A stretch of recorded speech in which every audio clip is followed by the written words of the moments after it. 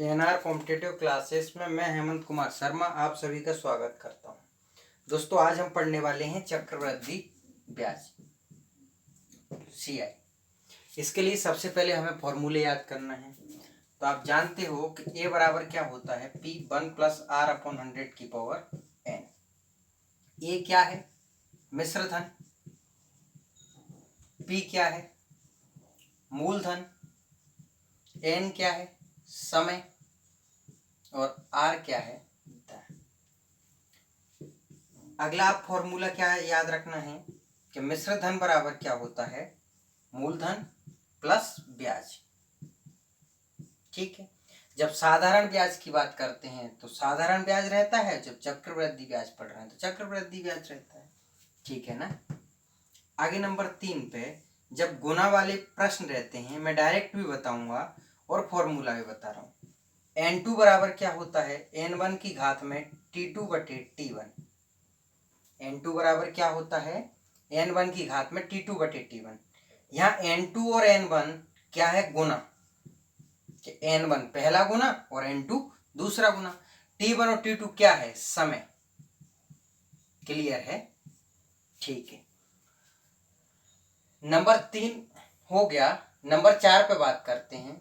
Number 4 और 5 बहुत महत्वपूर्ण है। ये सब बेसिक चीज है। 4 और 5 को ज्यादा याद रखना है आपको कि 2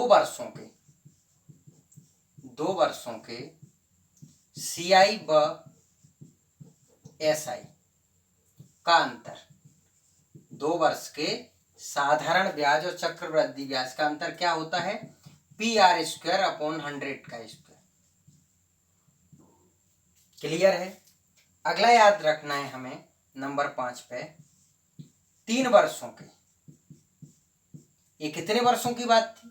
2 वर्षों की। देखो, 1 वर्ष का साधारण ब्याज और चक्रवृद्धि ब्याज समान होता है। ये 2 वर्षों की बात कर रहे हैं और अब बात कर रहे हैं 3 वर्षों के सीआई व एसआई का अंतर। बराबर क्या होता है? PR² 300 + r/100 का क्यूब। देखो, परीक्षा में 2 और 3 वर्ष के अंतर पे ज्यादा प्रश्न आते हैं। अगर 4 वर्ष का मान के चलो पूछ लिया तो बोले सर आपने तो फॉर्मूला ही नहीं बताया। तो पहले 4 वर्ष का चक्रवृद्धि ब्याज निकालना, फिर 4 वर्ष का साधारण ब्याज निकालना और दोनों का अंतर कर देना। और 2 और 3 का पूछे तो इन दोनों फॉर्मूले से डायरेक्ट निकाल देना। क्लियर है ना? ठीक।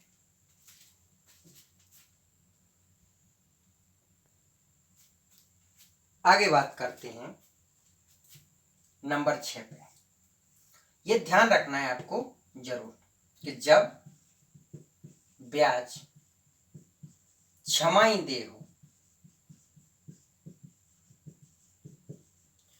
जब ब्याज छमाही देय हो तो क्या करना है? दर को तो आधा करना है। दर को क्या करना है? आधा। और समय को 2 गुना करना है। समय को 2 गुना करना है। क्लियर है? ठीक है। अब जब ब्याज त्रैमासिक देय हो, जब ब्याज त्रैमासिक देय हो तो दर को क्या करना है? चौथाई। और समय को 4 गुना करना है। समय को 4 गुना। ठीक। क्लियर है? जब ब्याज छमाही दे हो तो दर को क्या करना है? आधा। और समय को 2 गुना करना है। और जब त्रैमासिक दे तो दर को चौथाई करना है। चौथाई मतलब 4 से भाग दे देना है। और समय को 4 गुना करना है। कैसे करना है वो जब मैं प्रश्न करेंगे हल तब आपको बताऊंगा। क्लियर? ठीक है। देखो, जब साधारण ब्याज पढ़ाया था तब साधारण ब्याज की किस्त का फॉर्मूला पढ़ाया था। अब चक्रवृद्धि ब्याज की बात कर रहे हैं तो चक्रवृद्धि ब्याज की किस्त के लिए, सीआई की किस्त के लिए, चक्रवृद्धि ब्याज से किस्त कैसे निकालते हैं? तो P बराबर होता है x/1 + r/100 की पावर 1 प्लस x/1 + r/100 की power 2 plus dot dot dot. जितनी एक किस्त की बात की तो यहां तक हल करेंगे, 2 की बात की थी तो यहां तक, 3 की बात की तो आगे यहां 3 ले लेंगे, 4 की बात करेगा 4। P तो क्या है? मूलधन है।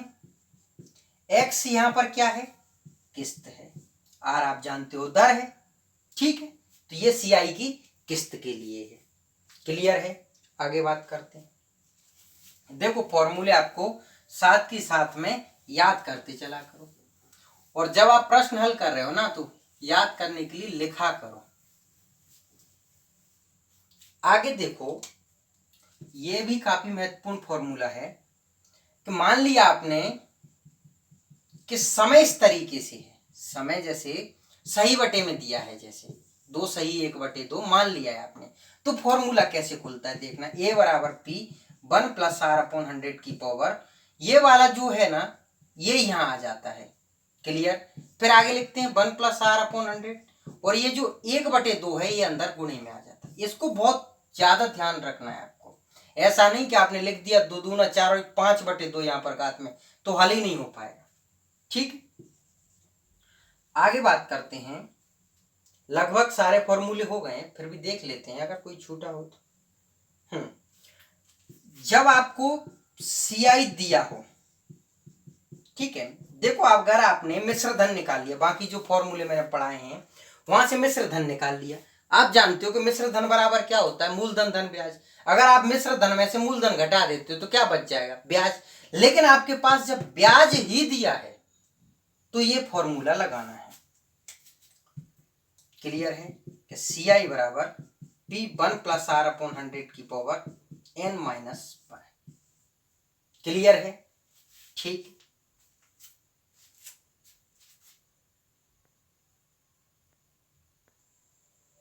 क्वेश्चन देखिए। देखो अब फॉर्मूले कंप्लीट हो गए, प्रश्न हल करना शुरू करते हैं।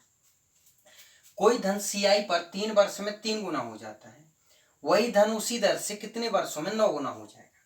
ठीक है, मैंने अभी आपको गुना वाला फॉर्मूला भी बताया था, तो सबसे पहले फॉर्मूला बता देते हैं कि n2 बराबर n1 की घात में t2/t1। n1 पहला गुना है।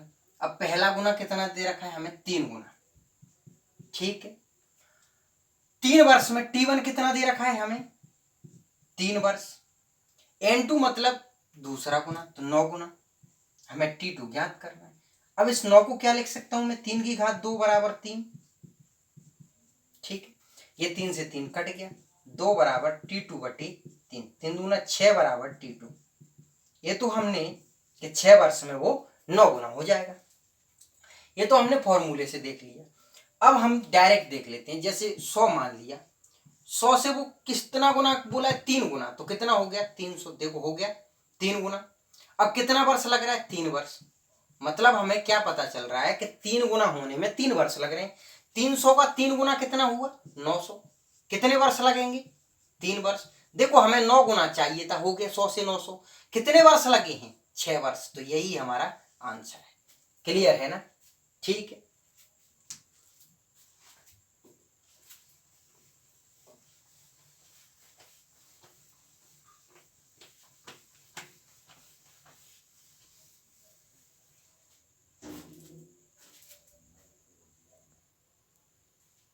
क्या लिखा है हुआ है अगला क्वेश्चन कि कोई धन CI पर 5 वर्ष में 2 गुना हो जाए तो वह उसी दर से 8 गुना कितने वर्षों में हो जाएगा।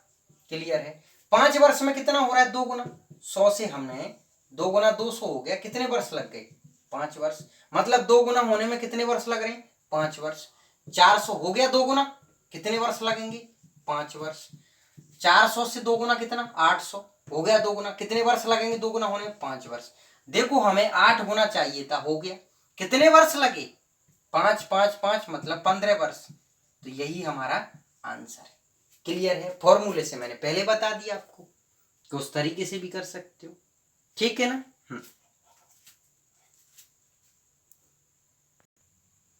अगला क्वेश्चन देखिए।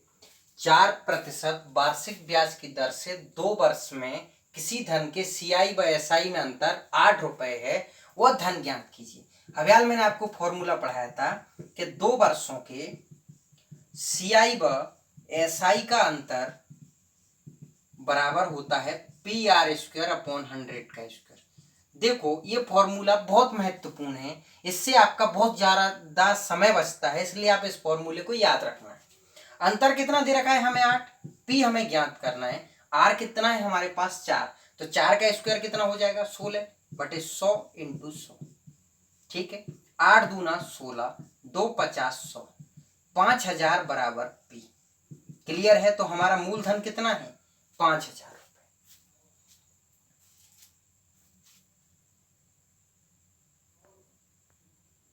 अगला क्वेश्चन देखो, एक धनराशि के 2 वर्ष के CI और SI का अंतर 1.25 रुपए है। यदि ब्याज की वार्षिक दर 5% हो तो वह धनराशि ज्ञात कीजिए। देखो 2 वर्षों के अंतर की बात की है, तो 2 वर्षों के अंतर का फॉर्मूला मैंने आपको पढ़ाया था अभी कि PR² अपॉन 100 का स्क्वायर। अब अंतर कितना है हमारे पास 1.25। दर कितनी है हमारे पास 5, तो 5 का स्क्वायर कितना हो जाएगा 25 बटे 100 इंटू 100। ठीक है, पॉइंट हटाया, पॉइंट के बाद कितनी संख्याएं 2, तो 2 जीरो, 100 से 100 कट गया, 25 पंजे 125, 5 का 100 से गुणा हो जाएगा तो 500 बराबर P। तो यही हमारा मूलधन है। क्लियर है?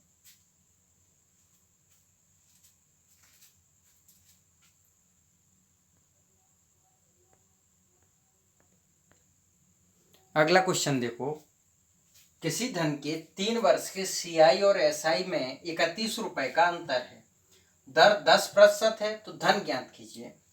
अब मैंने आपको 3 वर्षों के CI व SI का अंतर पढ़ाया था कि क्या फॉर्मूला होता PR² 300 प्लस R अपॉन 100 का क्यूब। ठीक है, अब अंतर हमारे पास कितना है 31, P हमें ज्ञात करना है, R कितना है हमारे पास 10, तो 10 का स्क्वायर कितना हो जाएगा 100 इंटू 300 में 10 जुड़ जाएगा तो कितना हो जाएगा 310 बटे 100 गुणित 100 गुणित 100। ठीक है, देखो 2 जीरो से 2 जीरो कट गया, 1 जीरो से 1 जीरो कट गया, 31 से 31 कट गया, 1000 बच गया, तो 1000 बराबर P। देखो कहीं आपको अच्छा काटा करो, आमने सामने कट जाता है, ऊपर नीचे कट जाता है गुणे में। ठीक है, और जहां काटने पीटने में तकलीफ हो आप मेरे से पूछ सकते हैं कि सर कैसे कटा, है ना।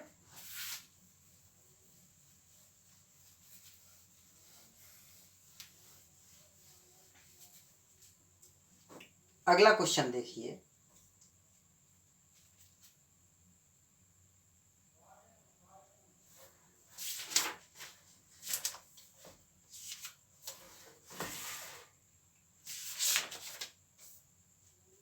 अगला क्वेश्चन है, एक धनराशि के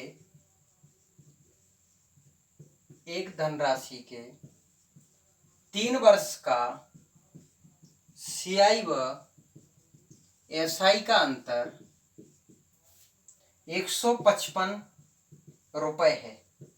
यदि दर 10% तो धन कितना है। ठीक है, अब मैंने आपको फॉर्मूला पढ़ाया था कि 3 वर्षों का अंतर क्या रहता है PR² 300 प्लस R अपॉन 100 का क्यूब। अब अंतर कितना है हमारे पास 155। P हमें ज्ञात करना है, दर 10% है तो 10 का स्क्वायर कितना हो जाएगा 100, और 300 में 10 जुड़ गया तो 310 बटे 100 गुणित 100 गुणित 100। ठीक है, 155 दूना 310 होता है, 2 जीरो से 2 जीरो कट गई, 2 से 50 बार में कट गया, तो 5000 बराबर P। दोस्तों चक्रवृद्धि ब्याज काफी महत्वपूर्ण टॉपिक है। इससे पहले मैंने साधारण ब्याज पढ़ाया है। आप क्रम से वीडियो देखो, फॉर्मूले याद करो, जहां तकलीफ हो मेरे से पूछ सकते हो। दोस्तों अगर आपको मेरे वीडियो पसंद आते हैं तो प्लीज चैनल को लाइक शेयर एंड सब्सक्राइब जरूर किया करो। धन्यवाद।